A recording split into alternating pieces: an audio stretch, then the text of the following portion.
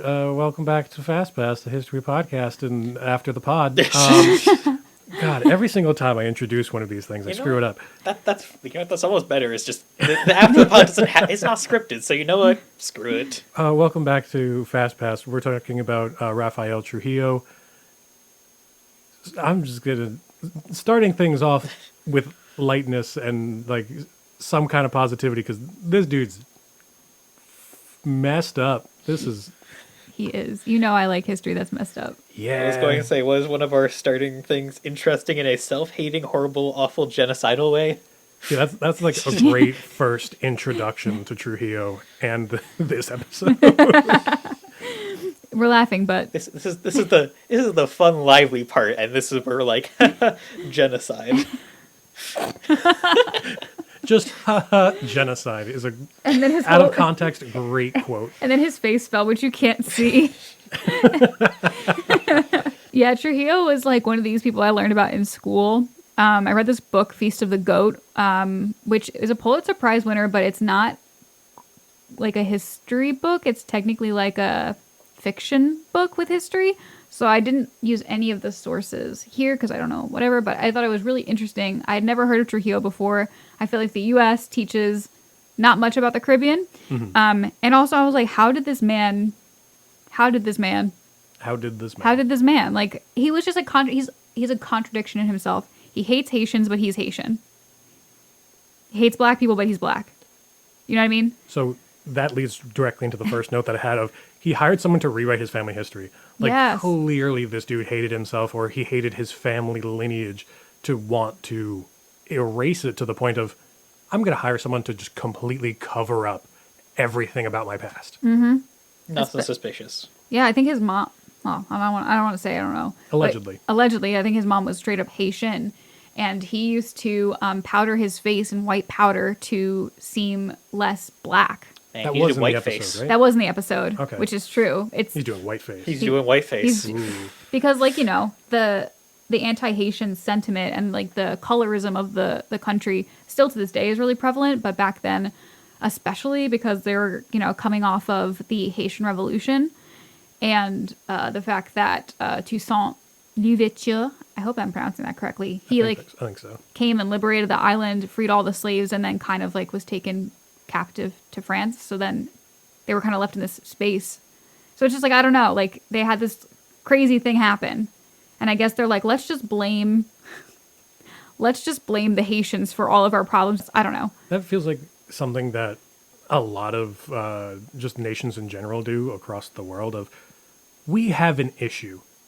What if we point the finger at somebody else and make them the problem rather than deal with the problem ourselves? There's a lot of Chinese hate when there's a lot of migration, and they're like, yes, the Chinese people are bringing over diseases when they're building the railroad. You want to know why? Because the Chinese people are healthy, but the people working on the other side, they're all sick. And it was because the Chinese boiled their water to make tea, and so therefore they got rid of all the diseases. But it was like, it's the Chinese. Them and their boiled water. They're like, they're bringing over diseases. Why aren't they sick? But all we are. They boil their water. You just drink out of some muddy streams, my brother in Christ. It's interesting, like the othering. Not to bring Hitler into another episode. You say that, but I have a note that's exactly about Hitler. Please. I was saying, because I bring him up in every after the pod almost.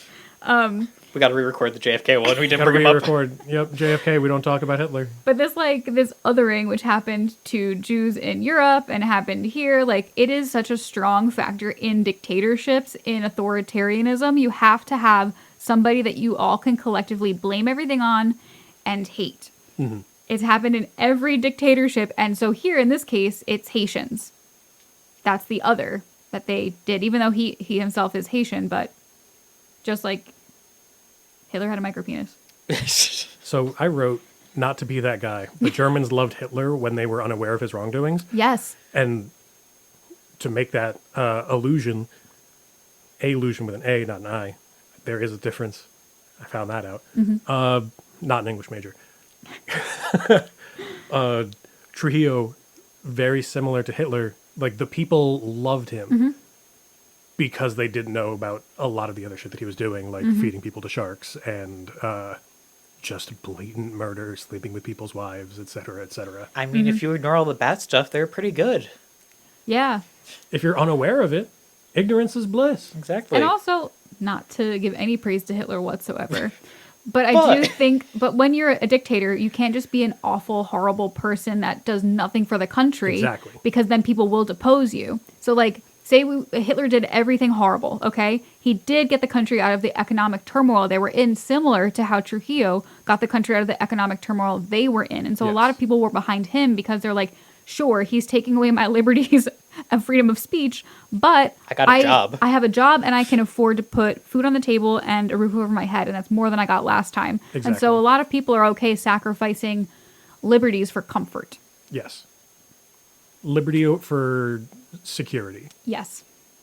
That is a very, not necessarily important is the word that I'm looking for, but very pivotal, like, important factor of, like, why these people that we all see as villains, that we all see as, like, terrible, no good, rotten people, dictators, villains, they have this redeeming quality to them of, if everybody hates them, why would anybody support them? They have to have a reason to support them. Otherwise, what do you get out of it? What do we get from Trujillo being in power if all he does is kill people? What do we get from, like, okay, cool, everyone's going to die. Why would I support you if you're just going to kill people? Exactly. For the sake of killing people? Oh, you're doing it for the sake of me having a job, me being able to provide for my family? Okay, you have my support. I don't need to know about the other things that are going on. And he didn't let a lot of people know what was going on. He kept that under wraps. So it's always good to be able to humanize these people, but not, like, idolize these people. Yes. Yeah. And also Trujillo and, like, Hitler also really heavily propagandized the youth. Like, you put yourself in power, but who is going to be there to make sure you stay in power? The adults are going to get old. But if you keep your propaganda to the youth, like the Hitler youth, for example, or like here, just like teaching Trujillo was the best person ever. When these people grow up, they've grown up knowing that. So then they will continue to think that that's the case. If you get them young, it's harder to break that propaganda. Yes. I was going to say, can't teach an old dog new tricks type thing. Yeah, because people are already going to be jaded and set in their ways and want to believe a certain thing. Kids, they're a lot more malleable. So if you can mold them to your cause, then you have backing. Yeah. I was going to make illusions, but I'm not going to. I was also going to make illusions, but I'm not going to. So some other stuff that I have written down were adult citizens being strong-armed into the party.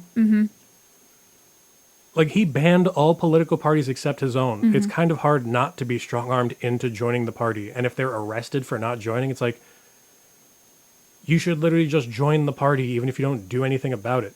Just step back and be like, okay, yeah, I'm sure. totally in the party. I totally support this. Even though they do hit you with a quote-unquote donation that you have to give of 10% of your salary to the National Treasury. Yeah, the government employees. Mandatory donations. Hey, you either donate 10% of your salary or you're arrested. Or you get fed to the sharks. Literally, he did feed people to the sharks. Even if he didn't do it, Johnny Abe's, his right-hand man did. So Yeah, and Johnny Abe's was like... So when I was reading Feast of the Goat, there was a big section on Johnny Abe's Garcia. There's less on him when you Google or you, like, look him up on, like, JSTOR or, like, websites now, because I feel like when you live in one country, you get a certain amount of information. And I feel like I'd have more if I went to, like, Dominican Republic and looked him up, but I have less. All I know is that every article I could find about him stressed how bloodthirsty and, like, truly evil this man was, and how he, like, took joy in harming others. In the book Feast of the Goat, they said that, like, he boiled someone's kid, like, cooked him, and then fed him to one of the conspirators as a food, and then didn't tell him until after he had finished his food that he just ate his son. And I can't verify that completely because it was in this book, and I don't know what's true in fact in the book. But it feels in line with what he would do. So, not to make light of the situation. South Park did this. What? South Park did an episode where Cartman was being bullied by this one kid. So in response, he killed the kid's parents, turned him into chili, and then fed him to him. Oh my god, he pulled a Johnny Ames Garcia. Yeah. That's crazy. And also, talking about getting information from other countries and not having limited information, that's where we go into our sponsor, NordVPN. I'm kidding. I was going to say, well, we got a sponsorship already. I was like, wow, we're doing so well. One Damn, day. that would be an incredible transition, though. Maybe one day we'll get a sponsorship. Yeah. So it is interesting. Also, Johnny Apes Garcia eventually fled. I'm pretty sure he had to do something. He ended up dying somewhere, but I'm pretty sure he was in Haiti for a bit in my research. Whoa, so he goes from killing Haitians to living there? What? It's just like, I don't know, when Nazis like went from hating anyone that wasn't white and then they all fled to, wow, I bring up Hitler a lot in this episode, but they all went to Argentina, which is like people of color. And I'm like, wow, you hate these people so much, but you're, I don't know. My brain's so I'm like, I have a meme for that. You have a meme for that? about the Nazis in Argentina. Oh, okay. No. But it's just one of those, my brain just so, oh my god, I got a meme for that. You are chronically online. You are chronically lying, but we'll make a great history teacher. It's Hey, learning through memes. Listen, it was an invincible meme. Title card? Think, Mark, think. Son, we have to talk. When he reveals that he's the truth of Bill Frank, just Son, we have to talk. When, I'm a Nazi. when your son asks why you're all blonde hair, blue eyes, and you're just, son, we have to talk. Oh, okay. Listen, okay, I'm chronically online, but not that chronically. Not terminally online, Yes. just chronically. There we go. It's a difference. Throwback to earlier in the episode of just a little side note that we had of Trujillo having 3 wives and a mistress. Yep. I mean, this is probably me personally. I don't think they chose that life. It's like, hey, if you're going to arrest me for not joining your party, what are you going to do to me if I don't want to be your wife? Mm-hmm. Also, So 3 wives and a mistress. 3 wives wasn't enough. He had At least one mistress. He was like leaving from his mistress's house when he died that one night. probably one consistent mistress. Yeah, because he would like send his officers off to a job, and then when they were gone, he would go into their house and sleep with their wife in their bed. I don't know what it's called, but I know back in the olden days, like ancient times, like the king had the right to sleep with the wife first, and they could like implement that the day of the wedding or whatever. It does. It feels Yeah. similar, but worse because he's literally just, hey, I need you to go away to the other side of the country, and I'm gonna do a house inspection. Yeah, and I think it's interesting you sort of like the god or the king thing, because that is kind of how he set himself up. We talk about like self-aggrandizement in here, about like Ciudad Trujillo, God in heaven, Trujillo on earth. Yes. And so he is setting himself up to be this like benevolency, this like appointed from the gods. Year of the benefactor of the nation. Yeah, like everything was Trujillo. Yeah. And so he really did set himself up to be not the generalissimo, but the king. He put his name into the tallest mountain in the country.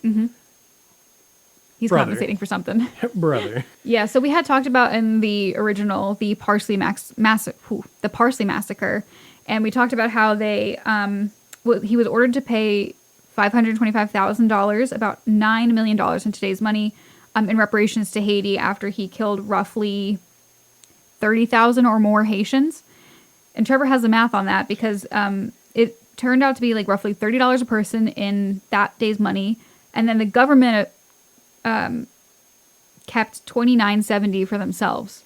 Yeah, so basically, per person, they were given about the equivalent of $671. Except the government taking most of that meant that each person got a whole, get this, $6.72. In today's money. Sorry for the massacre. Here's $6. Buy yourself a sandwich. Hey, we killed your family. Here's $6. Yeah. What in the ever-loving What? It is crazy when these things happen and like quote unquote accountability is brought. It's never actually accountability. Because even at the very least, what was like the $30 before? Oh, $30 would have been $671. Even that, like, sorry, your grandpa's only worth $671. But we're only your going to give father, you. who's the only one who brings in money to the house because of, what is it called? Patriarchy? Yes. That's the word. Yeah, your breadwinner, here's $671. That's all you get. Have fun. Good luck. And I went, actually, 671. That's like a lot of money, you know, for a whole person. Here's $6. Here's $6. $6.72. We'll be generous. We'll round up to that extra cent. It's shameful. It's horrible. And it is, I think, one of the reasons that Trujillo got the national like lens put on him, though. Mm-hmm. Because prior to this, he was just killing people, sleeping with wives, doing horrible things, and no one said anything.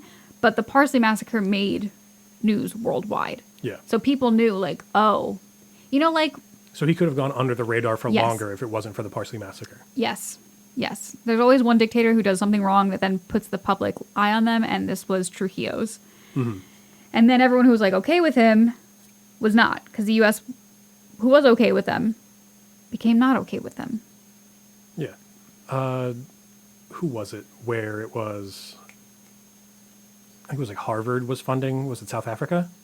Yeah, they were funding the apartheid in South Africa. Mm-hmm. It's like, oh yeah, we support this. And then they find out what's going on. It's like, oh, maybe we shouldn't support this. Maybe we do have a problem with this now that people are actually looking at what we're doing. Yeah, they were like, I'm okay doing it as long as nobody knows. But now that people know... Now we have to act like we don't care. Yes. Or that we do care. Oh, actually, apartheid, it's bad. We're going to stop doing it now. But the last 30 years, we were pretty pro-apartheid. Harvard. We're making quite an amount of allusions today. Gee. I mean, here's the thing about history, though. It's everywhere. It's everywhere, and it's cyclical. And if we don't learn from it, we are doomed to repeat it. That whole thing isn't just a saying. It's real. And so, like, when you're a history enthusiast, a history lover, history major, and you see things happen in history, you're like, ugh, if only we had learned about this. Yeah. Maybe then we could stop this from happening. Which I think is why we wanted to bring this pod back, because, like, we wanted to talk about things that we think are important. That we should learn from. That we should learn from, yeah. Because, I mean, not even all bad stuff. You can learn from good stuff, too. Yeah. But if we don't learn it, how are we supposed to recognize when it happens again? We should know what to repeat and what not to repeat. Yes. I was going to say the good old quote from Mark Twain, history doesn't repeat itself, but it often rhymes. Yeah, it's probably not going to... Oh, I've seen this. It's not exactly the same. It's not exactly the same. Yeah, but you it's see where it's coming from. You see what's happening. There was another saying. I don't remember who said it, but it was like, history repeats itself, but historians are the ones who are forced to watch it happen and can't do anything about it. Yeah. It has made me depressed for no reason. No, for a reason. Yeah. Dab. For a specific reason. Speaking of, well, next thing we're going to go to is, smooth. Very, very smooth transition. So Trujillo tried to sponsor an assassination in Venezuela. This is kind of what got the U.S. to be like, man, maybe we need to depose this guy because only we can overthrow Latin American governments. How dare Trujillo want to overthrow somebody we kind of want to overthrow? But no, actually, it was like, we want South America. That's American territory. They need to back off. And they were wanting to do stuff in Cuba, and Cuba was too close to Venezuela. And they're like, well, you can't do Venezuela when we want to do Bay of Pigs, Cuba. Yeah. We've got something going on. We don't need you messing with our vibe right now. And so for a while, the CIA was in the plot to kill Trujillo. And then eventually, after the Bay of Pigs failure, they were like, we can't have another failed assassination attempt. We look like the bad guys right now. We need to take our foot off the gas. Right. So, like, we're just going to let it go. Except we did already give you guys some guns. So just do with that what you will. Do with that what you will. And the one thing about, like, dictators is people will always realize that they deserve better, that it's wrong, and someone will always do the thing, which often is violence because they have no other option, and take matters into their own hands. Mm-hmm. And that's what happened here. A huge group of people took matters into their own hands. Not that we condone it. Neither condone Not that we condone larger group of people. assassinations. We Neither don't condone assassinations, but if they just happen to happen, we might talk about it in an episode. I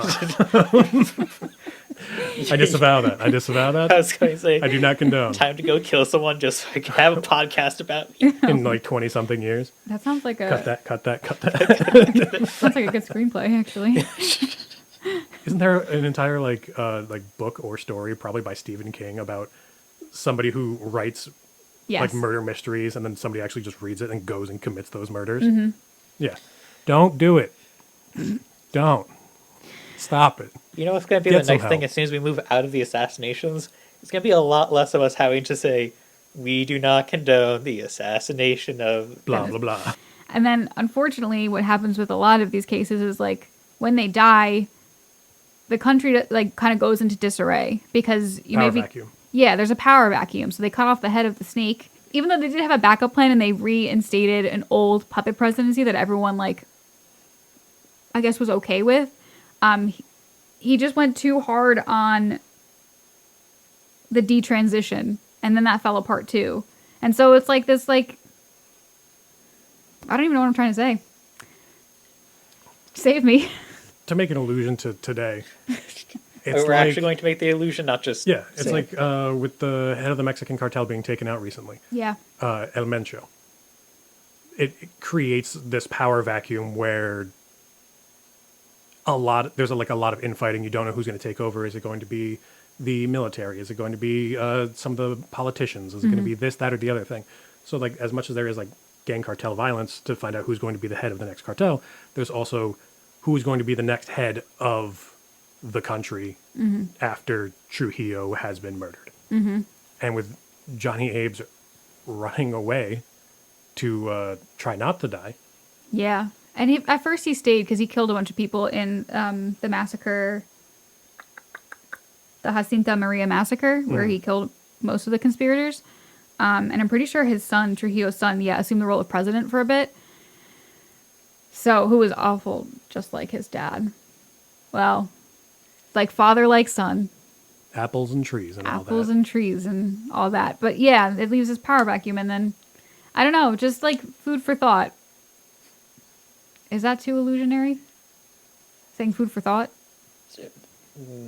Anyway, that's just my thoughts on Trujillo. I think he's a very, like, interesting in a really horrible way person. He's a cautionary tale. Yes. Ooh, I love that. Thanks, I stole it from somebody else online. I don't know who originally came up with the term cautionary tale, but I like it. So, Yeah, he is a cautionary tale. thank you for joining us. It's been fun. This episode has been depressing, but we hope you enjoyed it nonetheless, and all of the open-ended allusions we made. Due to the outro thing. All of the sources, things that we talk about in this episode, are found in the last episode's bio because we're using the same sources from. If you haven't seen the last episode, you should definitely go back and listen to it because if you don't, none of this probably makes sense to you. And also all of those sources for the previous episode are the same for this episode. So if you want to look at sources, look in that episode's description box, leave us 5 stars, leave us a nice comment, smash that subscribe button. I don't know what else to say. Thanks for being here. And thanks for being here. Yeah. Bye-bye. Bye-bye.